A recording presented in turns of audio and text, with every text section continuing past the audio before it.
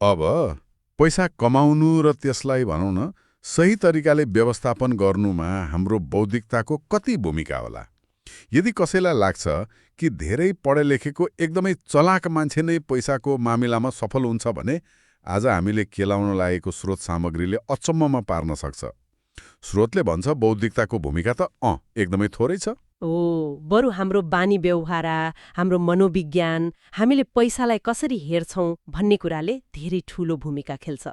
वित्तीय सफलता कुनै भौतिक विज्ञान जस्तो नियममा चल्दैन जहाँ सूत्रहरू निश्चित हुन्छन्। यो त मनोविज्ञान हो। यहाँ सबै कुरा अलि जटिल र व्यक्तिगत हुन्छ। एकदम। आज हामी मोगन हाउसुलको चर्चित किताब द साइकोलोजी अफ मनी का केही अंशहरूमा गहिरिएर छलफल गर्दैछौँ। हाम्रो उद्देश्य पैसाप्रतिको हाम्रो सोच र व्यवहारलाई प्रभाव पार्ने केही अनौठा तर महत्त्वपूर्ण विचारहरूलाई कथाको माध्यमबाट बुझ्नु हो। र यो कुरा बुझ्नको लागि दुईजना मान्छेको वास्तविक कथाभन्दा राम्रो सुरुवात के होला र? दुईजना यस्ता व्यक्ति जसको कथाले पैसाको बारेमा हामीले सोच्ने तरिकालाई नै चुनौती दिन्छ। हो, पहिलो व्यक्ति हुनुहुन्थ्यो रोनाल्ड रीड, अमेरिकाको एउटा सानो गाउँमा बस्ने, जसले आफ्नो जीवन चौकीदार र ग्यास स्टेशनमा काम गरेर बिताए। सामान्य जीवन, सामान्य कमाई। अर्को व्यक्ति हुनुहुन्थ्यो रिचर्ड फुस्कोन, हार्वर्डबाट पढेका, मेरिल लिन्च जस्तो ठूलो कम्पनीका कार्यकारी, फाइनान्सको दुनियाँका एक सफल खेलाडी। अब प्रश्न यो आउँछ, यी दुईमध्ये कसले आफ्नो जीवनको अन्त्यमा ठूलो सम्पत्ति छोडेर गयो होलान्? सामान्य तर्कले त हार्वर्ड पढेको कार्यकारीले नै भन्छ, होइन र? हो, तर वास्तविकता ठ्याक्कै उल्टो भयो। रोनाल्ड रीडले आफ्नो सामान्य कमाईबाट बचाएर $80 लाख सम्पत्ति जोडे। अर्कोतर्फ रिचर्ड फुस्कुन, जसले भव्य जीवन बिताए, सन् 2008 को आर्थिक सङ्कटपछि टाट पल्टिए। यो कसरी भयो? चौकीदारले फाइनान्सको विज्ञलाई कसरी उछिने? आज हामी यसैको रहस्य खोज्दैछौँ। ल, त्यसो भए रोनाल्ड रीडको कथाबाटै सुरु गरौँ न त। उनको कथामा कुनै नाटकीय मोड छैन, एकदमै साधारण छ। उनले आफ्नो थोरै कमाईबाट अलिकति पैसा बचाउँथे र राम्रा कम्पनीको शेयरमा लगानी गर्थे। त्यसपछि केही पनि गर्दैनन् थिए। र त्यो केही पनि नगर्नु नै सायद उनको सबैभन्दा शक्तिशाली रणनीति थियो।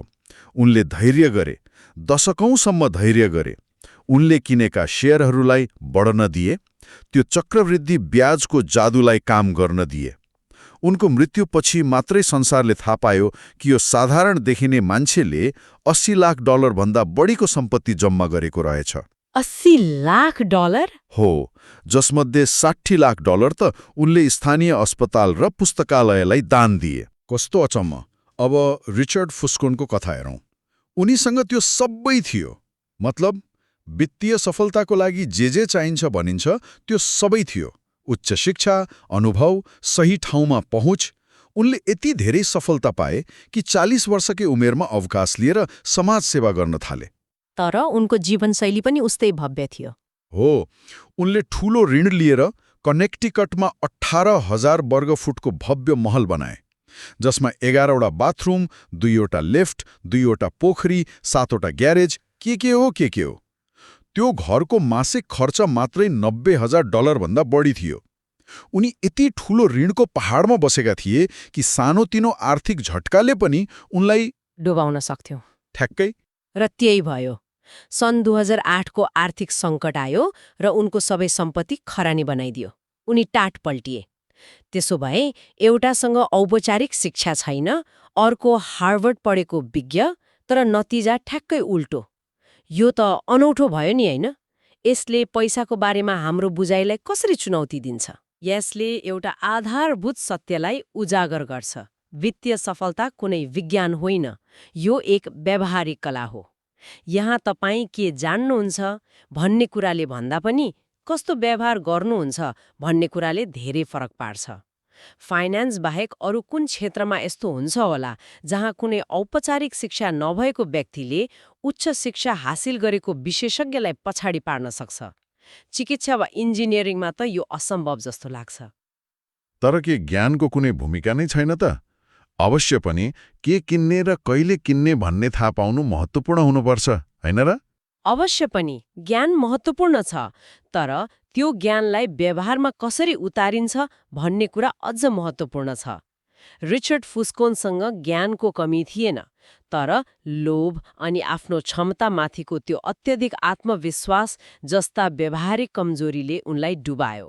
अनि रोनाल्ड रिडसँग चाहिँ? रोनाल्ड रिडसँग प्राविधिक ज्ञान थिएन होला, तर उनीसँग धैर्य र अनुशासन जस्ता शक्तिशाली व्यवहारिक गुणहरू थिए र लामो समयको खेलमा व्यवहारले ज्ञानलाई जित्यो। यो त एकदमै रोचक कुरा भयो। र यो व्यवहारको कुरा गर्दा किताबले अर्को एउटा महत्त्वपूर्ण कुरा उठाएको छ, कोही पनि पागल हुँदैन। हामी अरूले पैसाको मामिलामा गरेको निर्णय देख्दा यो त पागलपन हो भन्छौँ, तर लेखक भन्छन् हरेक व्यक्तिले आफ्नै अनुभवको लेन्सबाट संसार हेरिरहेको हुन्छ। हो, यो एकदमै गहिरो कुरा हो। मानिसहरूले पैसाको बारेमा गर्ने हरेक निर्णय त्यो समयमा उनीहरूसँग भएको जानकारी र उनीहरूको जीवनको अनुभवको आधारमा उनीहरूको लागि तर्कसङ्गत नै हुन्छ। जसले महामन्दी वा चरम गरिबी भोगेको छ, उसको लागि जोखिमको अर्थ एक धनी ब्याङ्करको छोराको लागि भन्दा बिल्कुलै फरक हुन्छ। जसले उच्च मुद्रास्फीतिमा आफ्नो बचतको मूल्य घटेको देखेको छ, उसको लगानी गर्ने तरिका स्थिर मूल्यमा हुर्केको व्यक्तिभन्दा फरक हुन्छ नि। भनेपछि हाम्रो आर्थिक दृष्टिकोण हाम्रो व्यक्तिगत भोगाइले निर्धारण गर्छ। धेरै हदसम्म एउटा अध्ययनले के देखाउँछ भने मानिसहरूको लगानी सम्बन्धी निर्णयहरू उनीहरूको युवा अवस्थाको अनुभवमा धेरै निर्भर हुन्छ। यदि उनीहरू हुर्किँदा शेयर बजार राम्रो थियो भने उनीहरूले जीवनमा पछि पनि शेयरमा बढी लगानी गर्छन्। यदि बजार खराब थियो भने उनीहरू बढी सतर्क हुन्छन्। यो बुद्धिमत्ता वा शिक्षाले होइन, केवल उनीहरू कहिले र कहाँ जन्मे भन्ने आकस्मिक कुराले निर्धारण गरिरहेको हुन्छ। यसको एउटा राम्रो उदाहरण चिट्ठाको टिकट हो। तथ्याङ्कले देखाउँछ कि अमेरिकामा कम आय भएका मानिसहरूले चिट्ठामा औसतमा $400 प्रति वर्ष खर्च गर्छन्। यो हामी जस्ता मानिसहरूलाई, जसले अलि राम्रो शिक्षा पाएका छौँ, यो त पैसाको बर्बादी हो, मूर्खता हो जस्तो लाग्न सक्छ। हो, किनभने हामी सम्भावनाको हिसाब गर्छौं। जित्ने सम्भावना लगभग 0 छ। तर उनीहरूको दृष्टिकोणबाट हेरौँ न, जब गरिबीले गर्दा राम्रो घर, राम्रो शिक्षा, राम्रो स्वास्थ्य सेवा जस्ता सबै ढोका बन्द जस्तै देखिन्छन्, तब त्यो $1 को टिकटले के दिन्छ? त्यसले आशा दिन्छ, एउटा राम्रो जीवनको सपना दिन्छ जुन उनीहरूले अरू कुनै तरिकाले किन्न सक्दैनन्। त्यो आशाको मूल्य उनीहरूको लागि त्यो $400 भन्दा धेरै हुन सक्छ। भनेपछि उनीहरू पागल होइनन्? होइनन्, उनीहरू फरक खेल खेलिरहेका छन् जसको नियम हामीले बुझ्दैनौँ। एकदम। हाम्रो व्यक्तिगत अनुभवले हाम्रो वित्तीय दृष्टिकोण बनाउँछ, तर कहिलेकाहीँ ती अनुभवहरू पनि हाम्रो नियन्त्रणभन्दा बाहिरका कुराहरूले निर्धारण गर्छन्, जस्तै भाग्यले। किताबले भाग्य र जोखिमको भूमिकामाथि पनि जोड दिएको छ। हो, र यी दुई यस्ता शक्ति हुन् जसलाई हामी प्राय बेवास्ता गर्छौं। हामी सफलतालाई सधैँ सिप र मेहनतको परिणाम मान्छौं र असफलतालाई गलत निर्णयको। तर वास्तविकता त्यति सरल छैन। यसलाई बुझ्न बिल गेट्सको कथा हेरौं। उनी प्रतिभाशाली थिए, मेहनती थिए, यसमा कुनै शङ्का छैन। तर उनीसँग एउटा अद्भुत भाग्य पनि थियो। उनी संसारका थोरै त्यस्ता हाई स्कुलमध्ये एकमा पढे जहाँ सन् 1968मा कम्प्युटर थियो, त्यो पनि एकदमै आधुनिक, टाइम शेयरिङ टर्मिनल। अविश्वसनीय कुरा। त्यो समयमा त्यस्तो कम्प्युटर भएको स्कुल भेट्नु भनेको त 10 लाखमा एकजनालाई मिल्ने मौका जस्तै थियो। कस्तो अचम्मको भाग्य! त्यो एउटा संयोगले उनलाई हजारौं घण्टा प्रोग्रामिङ गर्ने अवसर दियो जुन उनका समकालीनहरूले कल्पना पनि गर्न सक्दैनथे। यो भाग्यको भूमिका थियो। तर त्यही सिक्काको अर्को पाटो पनि छ, जोखिम। त्यही स्कुलमा गेट्सका एक मिल्ने साथी थिए, केन्ट इभान्स। उनी पनि गेट्स जत्तिकै प्रतिभाशाली र कम्प्युटरमा पोख्त थिए। उनीहरू सँगै मिलेर माइक्रोसफ्ट जस्तो कम्पनी खोल्ने सपना देख्थे। गेट्सले पछि भनेका छन्, केन्ट इभान्स माइक्रोसफ्टको संस्थापक टिममा हुनुपर्ने व्यक्ति थिए। तर त्यस्तो भएन। हाई स्कुल नसकिँदै पर्वतारोहणको क्रममा भएको एउटा दुर्घटनामा केन्टको मृत्यु भयो। यो पनि 10 लाखमा एकजनासँग हुने जोखिमको घटना थियो। एउटै स्कुल, उस्तै प्रतिभा, तर एकजनालाई भाग्यले साथ दियो र अर्कोलाई जोखिमले डुबायो। हो, यसले के देखाउँछ भने कुनै पनि परिणाम 100% हाम्रो प्रयास वा निर्णयले मात्र निर्धारण हुँदैन। यो त सोच्नै पर्ने कुरा हो। हामी प्राय अरूको सफलतालाई उनीहरूको कौशल मान्छौं र असफलतालाई गलत निर्णयको परिणाम। तर आफ्नै असफलतालाई भने खराब भाग्य वा जोखिमको परिणाम ठान्छौं। हो, यो मानवीय स्वभाव हो, तर यसबाट सिक्नुपर्ने पाठ के हो भने कुनै एक व्यक्तिको चरम सफलता, जस्तै बिल गेट्स वा वारेन बफेट, वा चरम असफलताबाट मात्र सिक्न खोज्नु खतरनाक हुन सक्छ। किनभने उनीहरूको कथामा भाग्य र जोखिमको भूमिका यति धेरै हुन्छ कि त्यसलाई हामीले आफ्नो जीवनमा नक्कल गर्न सक्दैनौं। बरु सफलता र असफलताका फराकिलो ढाँचाहरूमा ध्यान दिनु बढी उपयोगी हुन्छ। कस्ता ढाँचाहरू? केही उदाहरण दिन सकिन्छ? उनीहरू जीवनमा बढी खुसी हुन्छन्। यो एउटा यस्तो पाठ हो जुन हामी सबैले सिक्न सक्छौं, चाहे हामी बिल गेट्स बनौं वा नबनौं। अर्को ढाँचा हो जसले निरन्तर बचत गर्छ र धैर्यताका साथ लगानी गर्छ। उसले लामो समयमा राम्रो सम्पत्ति बनाउने सम्भावना बढी हुन्छ। यो रोनाल्ड रीडको कथाले पनि देखाउँछ। सामान्य तर शक्तिशाली ढाँचाहरू हो, र एउटा सबैभन्दा महत्त्वपूर्ण ढाँचा सायद केवल टिकिरहनु हो। लेखकले धनी बन्नु र धनी रहिरहनु बीचको भिन्नतालाई जोड दिएका छन्, जुन एकदमै रोचक छ। धनी बन्नु एउटा कुरा हो, तर धनी रहिरहनु बिल्कुलै फरक कला हो। हो, र यो कला सायद धनी बन्नुभन्दा पनि गाह्रो र महत्त्वपूर्ण छ। धनी बन्नका लागि जोखिम उठाउनुपर्छ, आशावादी हुनुपर्छ र अलिकति भाग्यले पनि साथ दिनुपर्छ। तर धनी रहिरहनका लागि ठ्याक्कै उल्टो कुरा चाहिन्छ। कस्तो उल्टो कुरा? धनी रहिरहनका लागि नम्रता, डर र बचत चाहिन्छ। तपाईले यो बुझ्नुपर्छ कि तपाईले कमाएको पैसा क्षणभरमै गुम्न पनि सक्छ। यसको लागि सन् 1929 को शेयर बजार दुर्घटनाको कथा सान्दर्भिक छ। जेसी लिभरमोरको कथा, हैन? हो, उनी त्यो समयका सबैभन्दा महान व्यापारी मानिन्थे। उनले बजार घट्छ भनेर बाजी लगाएका थिए र जब बजार ध्वस्त भयो, उनले एकै दिनमा आजको 3 अर्ब डलर बराबरको सम्पत्ति कमाए। उनी त्यो समयका सबैभन्दा धनी व्यक्तिमध्ये एक बने। उनले जोखिम उठाएर अथाह सम्पत्ति कमाए। तर त्यही दुर्घटनाले अब्राहम जर्मान्स्की नामक एक करोडपति रियल स्टेट डेभलपरलाई बर्बाद बनायो र उनले आत्महत्या गरे। एउटै घटनाले कसैलाई बनायो, कसैलाई डुबायो। तर लिभरमोरको कथा त्यहाँ सकिँदैन, हैन र? त्यो सफलताले उनलाई झन आत्मविश्वासी बनायो।